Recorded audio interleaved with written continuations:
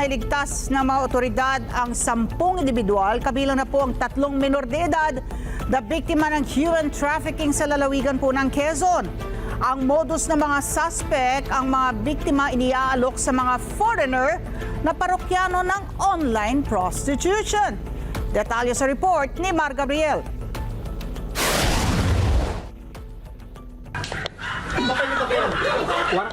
Sinalakay ng mga operatiba ng PNP Anti-Cybercrime Group ang magkahiwalay na bahay sa Lucena at sa Tayabas sa Quezon.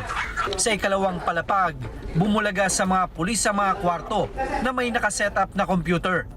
Ang isang ito, inabutan pa habang nakaharap sa kanyang desktop. Ayon sa otoridad, 2 buwan din nilang minanmanan ng lugar na nagsisilbing prostitution din. Ayun po sa investigasyon, itong online prostitution din, ang nangyayari po dito ay meron pong mga biktima na pinapagawa ng mga sexual activities online. Ito po ay nagla-live sila sa isang website kung saan ang karaniwang mga customer po nila ay mga foreigner.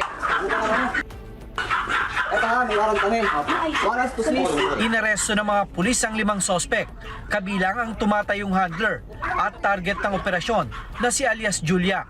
Nasagip naman ang 10 biktima ng human trafficking, kabilang ang 3 menor de edad na nasa edad 16 hanggang 17 anyos. According sa investigation po, 60-40 po yung hatian nila. 60% is dun sa handler and 40% doon po sa nagsasagawa ng mga ganitong activities. And meron din pong binibigay 15-30 itong si alias Julia dun sa mga victims, and yung tubig, kuryente, and pagkain po nila libre na since in-house po sila. Kinumpis ka ng mga operatiba ang computer at iba pang ebidensya sa iligal na aktibidad. Sa ngayon po, ang mga victims ay yung mga minors po ay nirecommend or nirefer po sa social worker, and under investigation po sila, and under interview din po para malaman kung anong mga pwedeng gawin sa kanila na interventions. Sinampahan na ang mga sospek ng kasong paglabag sa Anti-Trafficking in Person Act, kaugnay sa RA 10175 o ang Anti-Cybercrime Prevention Act. Mar Gabriel, para sa Mata ng Agila. Matatag, matapang, matapat. Maraming salamat sa inyo pong pagsubaybay sa Mata ng Agila Primetime.